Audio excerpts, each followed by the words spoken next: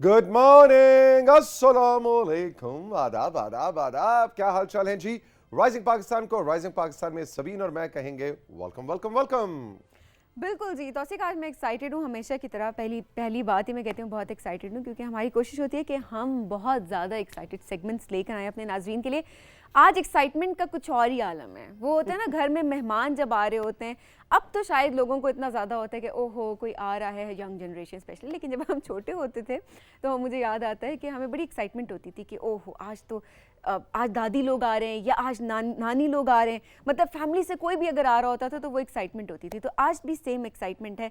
और वो क्यों है? क्योंकि आज हमारे सेट पे आ रही हैं अच्छी खाला, जिनसे आज हम सीखेंगे टेबल मैनर्स। वो बच्चों को बताएंगी कि किस तरह से खाना खाया जाता है। तो मुझे बेसिकली अपने बचपन में दोबारा लेकर जाते हैं। आप कहेंगे बचपन मेरा अभी ख़त्म नहीं हुआ वैसे भी, लेकिन मैं दोबारा ये है कि अपने बचपन में चली जाती हूँ और वहाँ पर बैठ के मुझे याद आता है कि किस तरह से हमारी दादी नानी और जितने भी बड़े थे वो हम लोगों को सिखा रहे होते थे कि किस तरह से टेबल पर बैठ के आपने खाना खाना है। छोटी छोटी चीज़ें जिनका ख्याल रखना बहुत ज़रूरी होता है।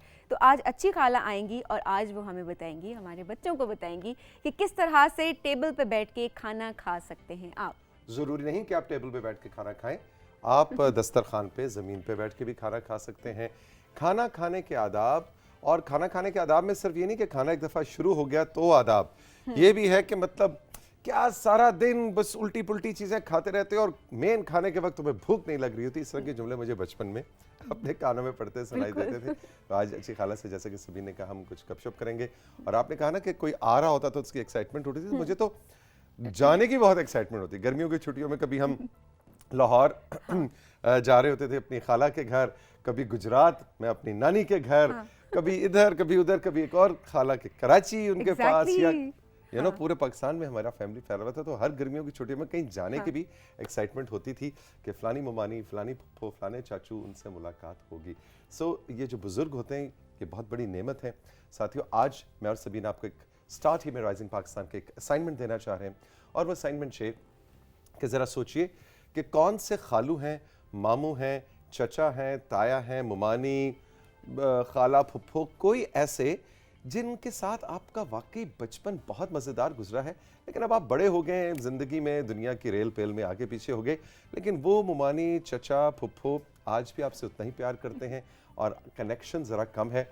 तो फ़ोन उठाना है, उन्हें कॉल करनी है या उनको मिलने के लिए जाना है। कोई पुराने रिश्तों में से कोई एक ढूंढिए और उसको विजिट कीजिए इस वीक। ये है असाइनमेंट आपके लिए।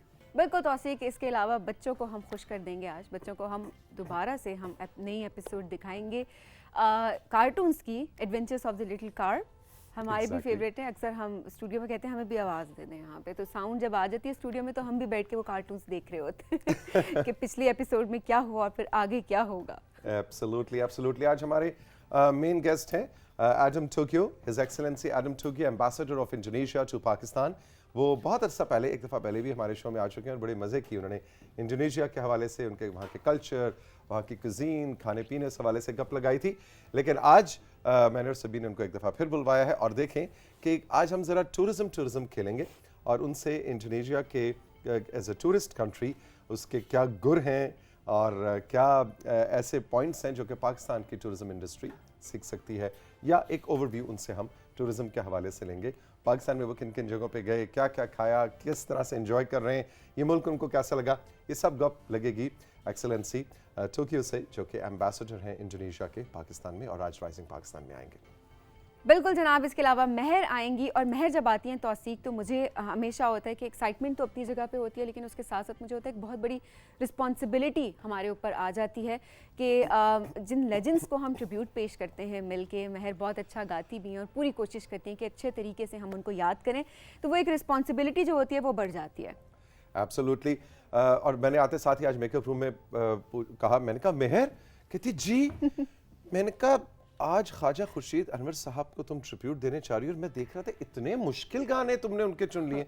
कहती है आसान वाले आप बता दें। मैंने कहा ये बात भी सही है, उनको गाना और उस कमाल तक पहुंचना बहुत मुश्किल है, लेकिन महर बिल्कुल कोशिश करती हैं और बहुत अच्छी कोशिश करती हैं। I am really looking forward कि अच्छी खाला से खाने पीने के आदाब सीखने के बाद, उनसे गप लगाने के बाद आज हम महर के साथ ज़रा म्यूज़िक खेलेंगे और एक रिलैक्स्ड राइजिंग पाकिस्तान का एपिसोड आपके लिए लेके आएंगे। तो ये है सब बिल्कुल हमारे पास आपके मेन्यू है लिए आज ये हमारा आज का, है ना? एग्जैक्टली थोड़ी सी गले में ऐसे खड़खड़ सी हो रही है क्योंकि ज़ाहिर है आपको पता है हम सुबह सुबह ये लाइव शो करते हैं और इस्लामाबाद पिंडी की सर्दी जो कि मशहूर है कि हड्डियों में घुस जाती है, उसने अपना आप दिखाना शुरू कर दिया है। तो अभी मैं सोच रहा था कि मैं आरिफ से कहूं जो हमारे कॉलीग हैं राइजिंग पाकिस्तान के, आरिफ जरा गरम गरम पानी लेके आना, गरम तेज गरम जबान जल जाए।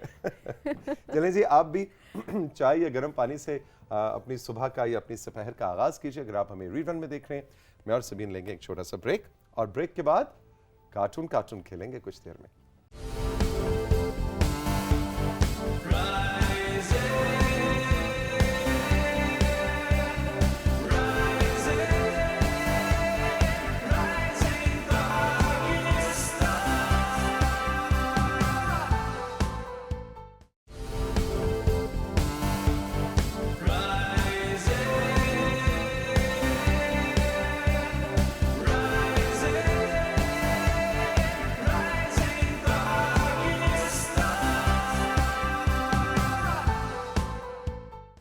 Welcome back to rising Pakistan. Sabeen, cartoon हमने दिखाना है the adventures of the little carp, और हमें मुझे अपने इंस्टा के मैसेजेस में कल मैं पढ़ रहा था, एक खातून कहती है मेरा बेटा पहले आप कार्टून नहीं दिखाते थे तो एक मसला था, अब कार्टून दिखाना शुरू किए तो एक और मसला हो गया। मैंने सोचा पता नहीं क्या कहने लगी, गिला आगे कहती हैं अब आप सिर्फ 2 दिन कार्टून दिखाते हैं तो बाकी 3 दिन बड़े मुश्किल हो जाते हैं कि अब दिखाने शुरू किए। कहते हैं रोज कार्टून दिखाएं। अच्छा, लोग बच्चे देखें इतना इंटरेस्ट लेते हैं, लेकिन तौसीक मुझे एक बात बताएं, अगर आप कार्टून होते तो आप क्या होते? तो आपके ख्याल में अभी क्या हूं मैं? अभी तो आप इंसान है, तो अच्छा, भी तौसीक कह दे रहे हैं। लेकिन अगर आप कार्टून होते तो क्या होते? अब मैं कार्टून होता तो वैसे मतलब क्या होता मींस कौन सा कैरेक्टर होता? कौन से कैरेक्टर होते आप? मुश्किल सवाल है। मैं बता देती हूँ तब तक। हाँ। अगर मैं होती ना तो मैं होती सुपर वुमन। एक होता है सुपरमैन कहा जाता है, सुपर वुमन। नहीं, ये तो मुझे तो मैं हर वक्त उड़ती रहती इधर जाती उधर जाती, चलना ना पड़ता। अच्छा, ये तो सुपर हीरोज वाली कैटेगरी है ना, जो खैर इनके भी अब कार्टून्स बनते हैं, लेकिन जो ये तो सुपर हीरोज वाली कैटेगरी है। तो प्योर कार्टून वाली कैटेगरी में अगर आप पूछें तो मेरे जहन में आ रहा है, हाँ, दो कार्टून्स आ रहे हैं। एक तो मेरे जहन में आ रहा है पिंक पैंथर। तो मैं, मेरा ख्याल है पिंक पैंथर होता अगर मैं कार्टून होता। पता नहीं उसका सेंस ऑफ ह्यूमर और उसके कुछ है उस कैरेक्टर के अंदर, मुझे बड़ा पसंद है। या मैं डोनाल्ड डक होता। हाँ, ज़बरदस्त। डोनाल्ड डक की तो आवाज़ इतनी ज़बरदस्त होती है। अच्छा, अगर मैं होती तो मेरे ख्याल में मैं जेरी होती। अच्छा, टॉम एंड जेरी वाला जेरी। हाँ, बिल्कुल मैं जेरी होती, क्योंकि वो जिस तरह से टॉम के साथ शरारतें करता फिरता है ना, तो मुझे बड़ा मजा आता है शरारत करके भाग जाना। एग्जैक्टली। आप भी अपना एक कार्टून चुनिए और हमें बताइए कि हम कुछ देर में आपको बताने वाले हैं। आज एक और चीज़ भी बल्कि से मुझे याद आया कि हमारे जो कॉन्टैक्ट्स हैं, हम आपके लिए आज एक व्हाट्सएप का नंबर भी अनाउंस करने लगे हैं जिस पे आप हमें रब्ता कर सकते हैं, यानी कि राइजिंग पाकिस्तान की टीम को, और हम घाए आपके लिए मुख्तलिफ जो चीज़ें अनाउंस करते हैं आप व्हाट्सएप के ज़रिए भी हमें भेज सकते हैं। एंड ऑफ कोर्स फेसबुक और दूसरे कॉन्टैक्ट डिटेल्स तो हम कुछ देर में आपको बताएंगे ही, लेकिन आपने हमें उन कॉन्टैक्ट डिटेल्स में बताना है कि अगर आप कार्टून कैरेक्टर कोई अपने साथ रिलेट करना चाहें या एसोसिएट करना चाहें तो वो कौन सा हो सकता है। Pink panther, Donald duck, Tom and Jerry वाला जेरी, और आप क्या होंगे ये आपने हमें बताना है। क्या प्लान है जी? चलते हैं कार्टून की जाने। Toon cartoon.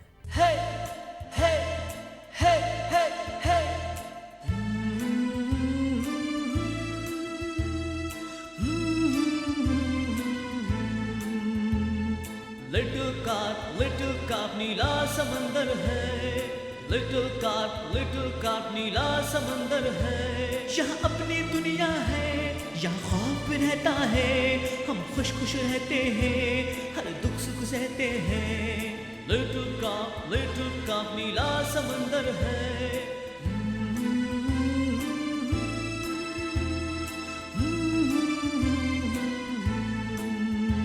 एक प्यारी दादी है जो दिल बहलाती है, हम सबको ड्रैगन की कहानी सुनाती है। एक प्यारी दादी है जो दिल बहलाती है, हम सबको ड्रैगन की कहानी सुनाती है।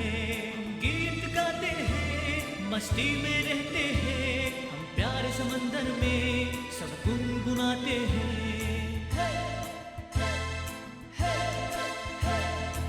लिटिल कार्ट नीला समंदर है, लिटिल कार्ट नीला समंदर है। हे हे हे हे हे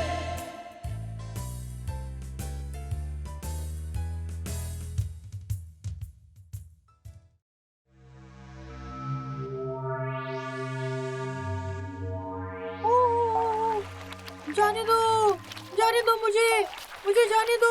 बकवास बंद करो वरना मैं तुम्हें मारूंगा।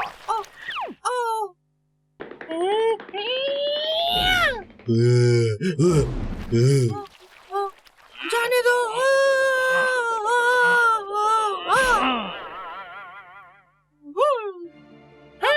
ट्रिप्टोसोमिया टॉर्टोइस, बचने की कोशिश मत करना।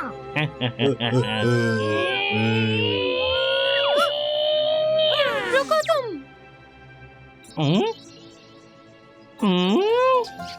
और ये कौन है? पोपो तुम अभी भी आओ। आपको बचाने के लिए। ये रहा उसका दोस्त जो मरना चाहता है। तुम्हें पता है यहाँ कौन है? कौन? यहाँ कोई और भी है? मुझे नहीं लगता। तुम्हारी हिम्मत कैसे हुई मुझे धोखा देने की? ड्रैगन है यहाँ पर और तुम अब देखते जाओ। ड्रैगन? ड्रैगन हमें बचाएगा। ये कितना अजीब है, अभी तक ड्रैगन की बातें कर रहा है। मुझे पता है। ये एक मजाक है, कोई ड्रैगन नहीं है। पोपो यहाँ से भाग जाओ। आप भी मुझ पर यकीन नहीं रखते? ड्रैगन आ रहा है, हम सब बहुत डर गए। क्या मजाक है। बेवकूफ लड़के, तुम्हें बता दूं, ड्रैगन्स का खात्मा हो चुका अरसा पहले।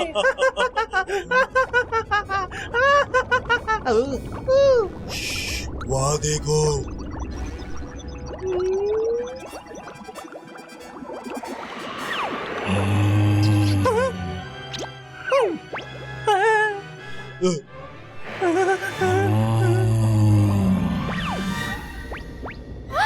Dragon dragon! आखिर आप यहाँ आ ही गए।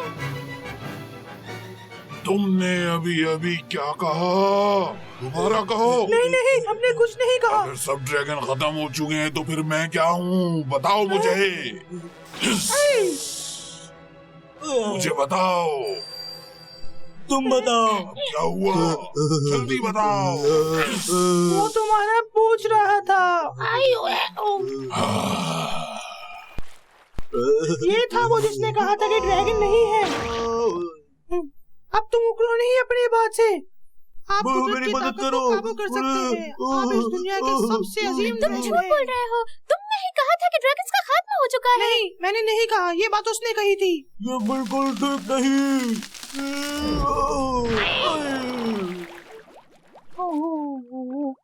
मैं तुम्हारी मदद करता हूँ। ये बहुत दर्दनाक है। अब तुम्हें समझ आया मैं कौन हूँ? जी हाँ, आप बहुत अजीम हैं।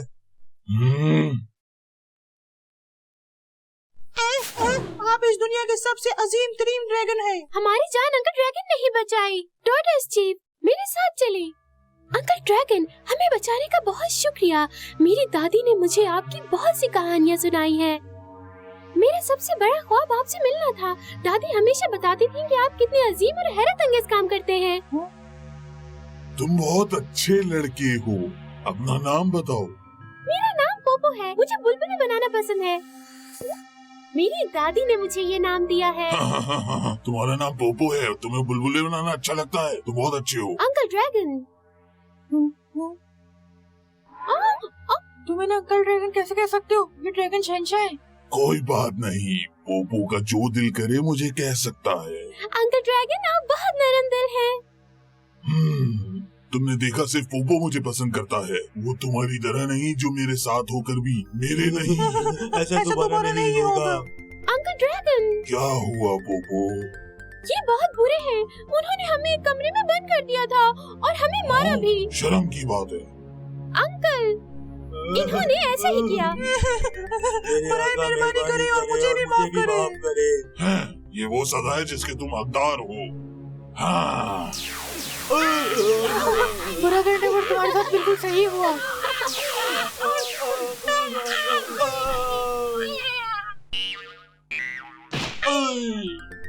तुम्हें अब सबक सीख जाना चाहिए। तुम्हें क्या लगता है बोबो, तुम इन्हें और सजा देना चाहते हो?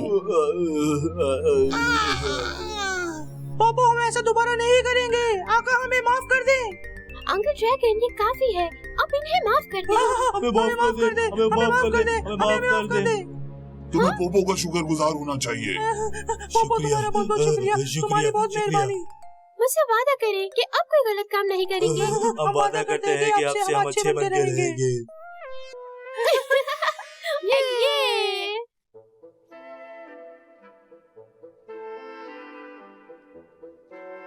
अंकल ड्रैगन ये आपकी जगह है। अंकल ड्रैगन, दादी ने बताया था कि आप बहुत अच्छे हैं, मगर जब मैंने आपको देखा मुझे लगा आप खौफनाक हैं, लेकिन आप बहुत अच्छे हैं। हा हा हा, तुम्हारी दादी बिल्कुल ठीक कहती हैं। सच में मुझे बच्चे बहुत अच्छे लगते हैं। मेरा दिल बहुत बचकाना है।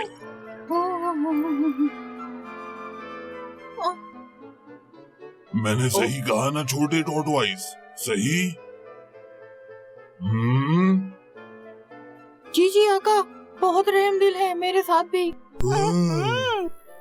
अंकल ड्रैगन, आप मेरे लिए काम करेंगे? वो क्या है? मैं इतने प्यारे बच्चे की बात कैसे टाल सकता हूँ? मैं कॉब झील में रहता हूँ। मैं एक मुसीबत में फंस गया हूँ, इसलिए घर से भाग आया। तुम्हें कौन सा मसला हो सकता है? बल्कि ये मेरी भी गलती नहीं है, ये मसला कांटेदार गेंदों का है। कांटेदार गेंदे? वो क्या हैं? वो दरअसल एक मेरी दुम के नीचे है। अच्छा, मुझे देखने दो फिर। ये बहुत अजीब होगा। कोई बात नहीं, अपने अंकल को देखने दो जरा। आउच! ये बहुत तकलीफ देता है। क्या आप मेरी दुम के नीचे से इसे हटा सकते हैं? मैं जरूर हटा दूंगा।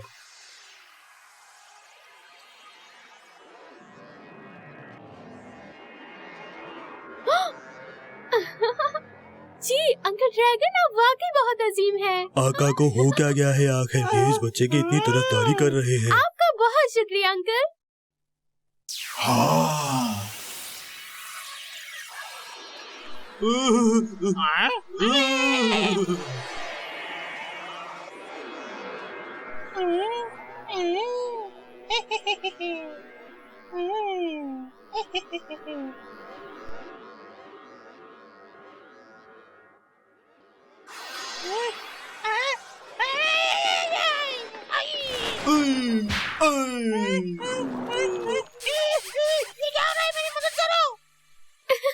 मेहरबानी करके मेरी मदद करें मालिक, मेहरबानी करके मेरी मदद करें। आका, बहुत खूब, आप ये भी कर सकते हैं। ये तो कुछ भी नहीं। अंकल ड्रैगन, क्या आप मेरे जख्म भी ठीक कर सकते हैं? हाँ जरूर, क्यों नहीं। मेरे करीब आओ जरा। ठीक कर। वाह, मैं तो ठीक हो गया। अंकल ड्रैगन, मैं तो बिल्कुल ठीक हो गया।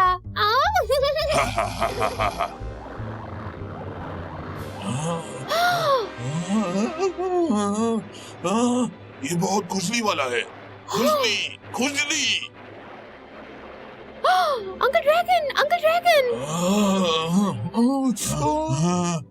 मुझसे बर्दाश्त नहीं हो रहा।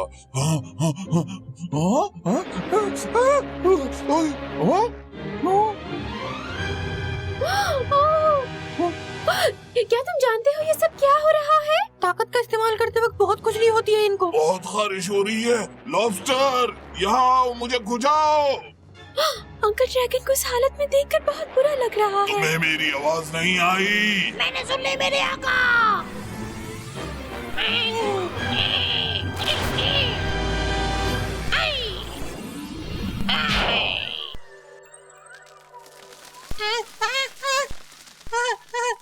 लेकिन कांटेदार गेंदें बढ़ती जा रही है, ये बहुत ज्यादा हो चुकी है, मेरी मदद कीजिए। चलो भी, मुझे बहुत खुजली हो रही है।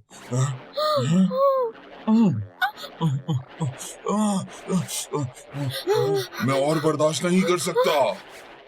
ये दोनों कहाँ गायब हो गए?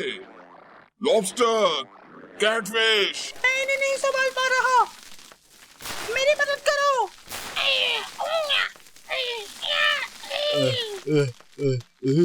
मेरी मदद करे। मैं जा नहीं सकता, मेरी मदद करो। आउच, बहुत खुशनीदार। ये अच्छा है। क्या है ये? क्या है? क्यों, ये तो बहुत आरामदेह है। मुझे पसंद आया। मैं अब आराम में हूँ। बहुत सुकून में। कांटे बहुत सख्त हैं, मुझे पसंद आए।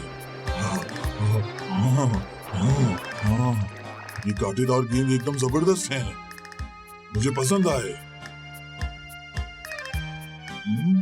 मेरे मालिक, मेरी मदद कीजिए, खुदा के लिए मेरी मदद कीजिए। क्यों? ये तो बहुत आरामदेह हैं। मैं बचूंगा मालिक, मुझे बचाओ, मुझे बचाओ। ये बिल्कुल सही है, बहुत आरामदेह। मुझे काफी पसंद आए।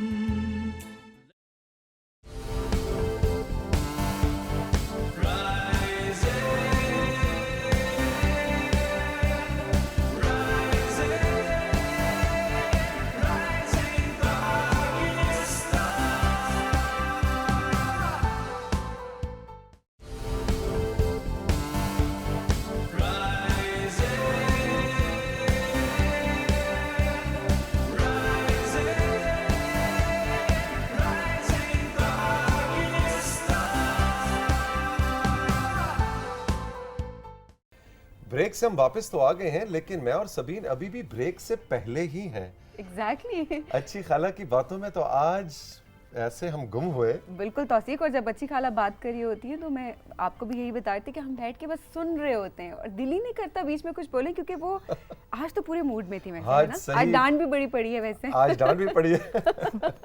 लेकिन आज वो जाते हुए एक और भी बात कहेगी, भाई अगले हफ्ते मैं नहीं आऊंगी, बहुत सर्दी है सुबह। तो शायद अगले हफ्ते अच्छी खाला को हमें छुट्टी देनी पड़े। लेकिन इसी खूबसूरत मूड को, उन्हीं पुरानी यादों को, उन्हीं पुरानी बातों को जिनका जिक्र अच्छी खाला ने किया, और अपने पुराने सियालकोट वाले घर और उस दौर में कैसे बच्चों के साथ खाना खाया जाता था, बुजुर्गों के साथ, वो सारी बातें करते करते हम चाहेंगे कि जरा रहें उसी दौर में। बिल्कुल। और जिक्र करें कुछ ऐसी मौसीकी का जो उस दौर में पाकिस्तान की पहचान बनी, और आज भी जब हम उन गीतों को, उन गानों को सुनते हैं तो हम वाकई 60s 70s उस दौर में चले जाते हैं। बिल्कुल तौसीक, और इस सेगमेंट की वजह से हमें भी मौका मिलता है कि हम जो हमारे हीरोज़ हैं, जो हमारे लेजेंड्स हैं, उनको याद करें, और स्पेशली जो हमारी यंग जनरेशन है उनको बताएं कि ये लोग थे जिन्होंने बेसिकली म्यूज़िक को ज़िंदा किया, जिन्होंने बेसिकली एक बेस बनाई म्यूज़िक की। एग्जैक्टली। मेहर अंजुम हमारे साथ मौजूद है, और मेहर आज ट्रिब्यूट देने जा रही हैं ख्वाजा खुर्शीद अनवर साहब को, the one and only, हम सबके फेवरेट। अस्सलाम वालेकुम, गुड मॉर्निंग मेहर, कैसी हैं? वालेकुम सलाम, कैसे हैं आप दोनों? बिल्कुल ठीक, बिल्कुल ठीक। लुकिंग फॉरवर्ड, आज मजे मजे के गाने सुनाओगी हमें? बिल्कुल बिल्कुल। आज हम जिस लेजेंड की बात करने वाले हैं, पाकिस्तान म्यूज़िक इंडस्ट्री का बहुत बड़ा नाम, कमाल के म्यूज़िक डायरेक्टर ख्वाजा खुर्शीद अनवर साहब को आज हम ट्रिब्यूट देंगे। और तौसीक, मैं समझती हूँ कि जहाँ अल्फाज ख़त्म हो जाते हैं ना, वे वर्ड्स फेल, म्यूज़िक स्पीक कहते हैं ना। तो मुझे लगता है कि कंपोज़र जो होता है ना, म्यूज़िक डायरेक्टर, उसका बहुत इंपॉर्टेंट रोल होता है गाने को मशहूर करने में, क्योंकि कंपोजिशन ही मेन होती है। कि अगर ट्यून मज़े की है तो लोग उसको बार बार दिल करता है सुने। और हर एक अपना स्टाइल भी हो जाता है। मतलब आप गाना सुना, आप कहते हैं अच्छा ओ ये तो बज़मी साहब का स्टाइल लग रहा है, ये ख्वाजा साहब का स्टाइल लग रहा है, फिर आपका सिग्नेचर म्यूजिक स्टाइल बन जाता है। उनका स्टाइल एक मुनफरिद स्टाइल था, क्योंकि उनकी कॉम्पोजिशंस में मैं ये समझती हूँ कि जो एक टेक्निकलिटी दिखाते थे ना अपनी कॉम्पोजिशन में, वो सिर्फ ख्वाजा साहब ही दिखा सकते हैं। मलिका तरन्नुम नूरजहां ने उनके बारे में, कहते हैं ना एक जीनियस को जीनियस ही पहचान सकता है, तो मैडम नूरजहां ने उनके बारे में कहा कि मैंने ऐसी कॉम्पोजिशंस ना पहले कभी पाकिस्तान में सुनी, ना पाकिस्तान से बाहर सुनी। ये सिर्फ ख्वाजा साहब ही ऐसी ट्यून्स बना सकते हैं, और वो बना गए, क्योंकि बहुत बड़ी बात है। Exactly, अच्छा जी, आज वैसे महर बता रही थी कि उनका गला बहुत ख़राब है, तो शायद ये जो गाने वाला चैलेंज है वो कर सकेंगे या नहीं कर सकेंगे, बट हमें पूरा ट्रस्ट है महर पे। नहीं, मैं एक बात बताना चाहती हूँ कि सिंगर्स जो होते हैं ना, गला अगर उनका ख़राब भी हो ना, तो वो डिफरेंट टोन मतलब डिलीवर करते हैं, डिफरेंट सी टोन लगती है, लेकिन सुर लग जाता है। अच्छा, मैंने क्या कहने लगी, जो सिंगर्स होते हैं ना, गला खराब ना भी हो तो ऐसे जरा स्टाइल के लिए कह देते हैं कि आज मेरा गला खराब है। हाँ ये भी है वैसे, एक्सपेक्टेशन ऐसे लेवल भी थोड़ा हाँ, नीचे आ हाँ, जाए, ऐसे भी होता है ना? काफी लोग यूं करते हैं। महर कुछ सुना दे हमें अपनी सुरीली आवाज में। या क्या प्लान किया हुआ है, कैसे लेके चलना है कुछ? सर स्टार्टिंग में हम ज़रा इंस्पिरेशन की बात करते हैं कि उन्होंने किससे इंस्पिरेशन ली ख्वाजा साहब ने। तो ख्वाजा खुर्शीद अनवर साहब की फैमिली में उनके जो दादाजी थे ख्वाजा रहीम बख्श साहब, उनके यहाँ महफिलें हुआ करती थी क्लासिकल म्यूज़िक की। अच्छा। तो वो महफिलें देख देख के ख्वाजा साहब बहुत इंस्पायर होते थे, कहते कि नहीं यार ये बड़ी अट्रैक्टिव चीज़ है। क्योंकि खुद उनका म्यूजिक के घराने से ताल्लुक हाँ नहीं बिल्कुल था। नहीं, उनके वालिद साहब तो ज़ाहिर है म्यूज़िक में तो नहीं थे, लेकिन उनके दादाजी को शौक था, तो उन्होंने अपने वालिद साहब से परमिशन लिया। उन्होंने कहा कि मैं इस फील्ड में आना चाहता हूँ। तो उन्हें परमिशन मिल गई और उन्होंने उनको उस्ताद तवक्कल हुसैन खान साहब की शागिर्दी में उनको बाकायदा क्लासिकल म्यूज़िक की तालीम हासिल की उन्होंने, और फिर उन्होंने बाकायदा सीख के फिर इस फील्ड में अपना नाम बनाया। जबरदस्त जबरदस्त। अच्छा भाई, अब हम सब इंतजार करेंगे कुछ साथ साथ गुनगुना तड़का भी लगे ना। हीर रांझा फिल्म का एक गाना है, सुन वंजली दी मिठनी ता, हाय हाय हाय, हाय कमाल मैं का तो हो गई कुर्बान वे। हो कितना अच्छा है, मैं तो हो गई कुर्बान वे। वंजली दी तान विच रो मेरी बोल दे, उमरा दे कचे होए पित पे खोल दे। वंजली दी तान विच रो मेरी बोल दे, उमरा दे कचे होए पित पे खोल दे, पित पे खोल दे। साड़ी अज़ला दी जान पहचान वे, मैं ताहो हो गई कुर्बान वे, मैं ताहो हो गई कुर्बान वे। सुन वंजली दी मिठड़ी तान वे, मैं ताहो हो गई कुर्बान वे, मैं ताहो हो गई कुर्बान वे। यहाँ पे जबरदस्त फ्लूट होनी भी चाहिए थी ना।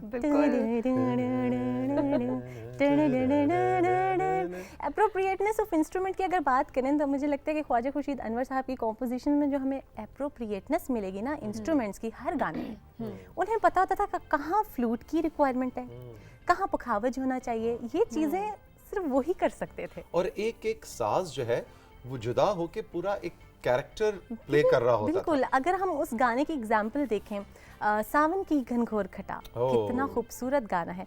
तो इसमें हाँ बिल्कुल, इसमें उनकी कॉम्पोजिशन में जो मिशेल मेल है वो एक मुनफरिद अंदाज हमें दिखता है वहाँ पर। मिशेल मेल क्या होता है बेसिकली कि एक ही गाने में मोर देन वन राग, यानी कि एक से ज़्यादा राग का इस्तेमाल होना, हमें ये चीज़ें दिखती हैं। तो एप्रोप्रिएटनेस ऑफ इंस्ट्रूमेंट की अगर बात करें तो उसमें जो सावन की घनघोर घटाओ में जो घनघोर घटाओ का घनघरज है, वहाँ पर उन्होंने फ़ौरन मंजूर साहब को अलग करके कादिर बख्श साहब को, पखावजी को बुलाया और उन्होंने कहा कि यहाँ पे पखावज का रिदम होना चाहिए। तो ये छोटी छोटी चीज़ें और मिसालें हैं जो कि बेमिसाल हैं, बहुत सारी मिसालें हैं। समझते हैं कि गाना जो है उसके अंदर बुनियादी तौर पे जो मेन लीड पे जो सिंगर है वो है, और बाकी जो साजीना जिसे हम कहते हैं या जो साजिंदे हैं वो कंपनी कर रहे हैं। नहीं, उनके केस में हमें एक एक साजिंदा भी बाकायदा एज अ मेन कंट्रीब्यूटर हर नजर आता है। वर्ड पे ना, हर वर्ड पे वो फोकस करते थे कि इस वर्ड पे जैसे घनघोर घटावा है, इस पे घनघरज का बाज होना चाहिए।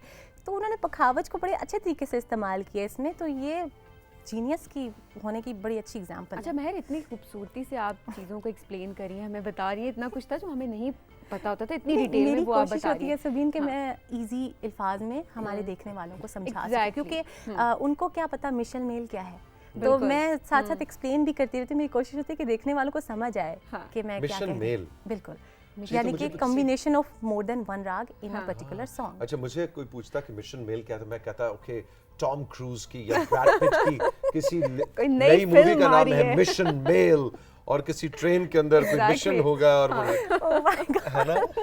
तो ये तो सिंगिंग के तो अपने ही अलग। तो थैंक यू महर, तुमने हमें ये बताया। अच्छा भी कोई और गाना भी हमने सुनना है तुमसे,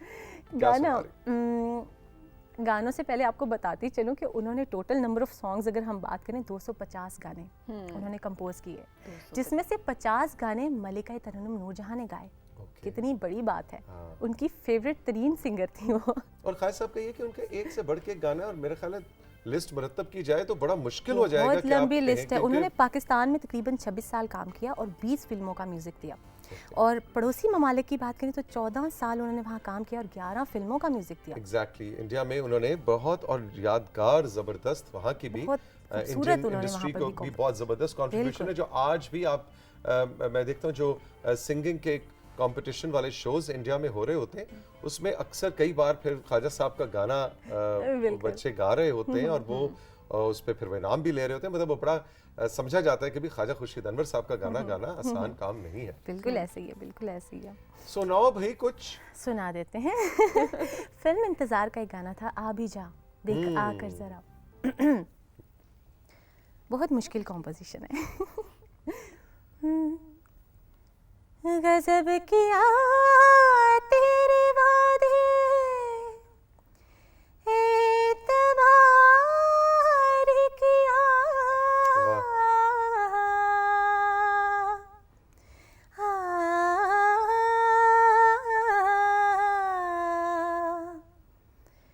तमाम रात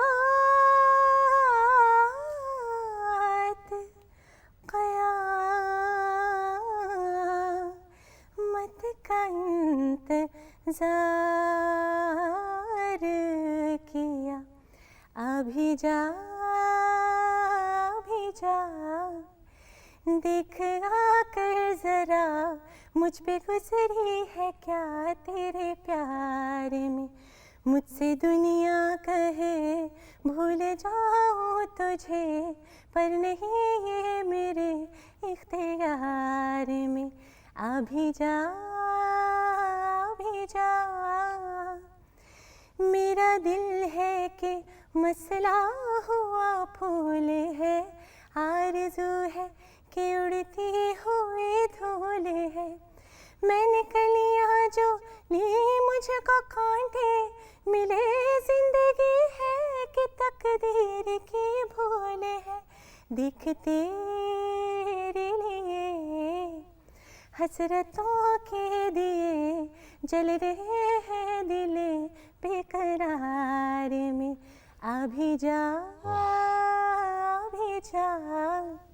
देखा कर जरा मुझ पे गुजरी है क्या तेरे प्यार में।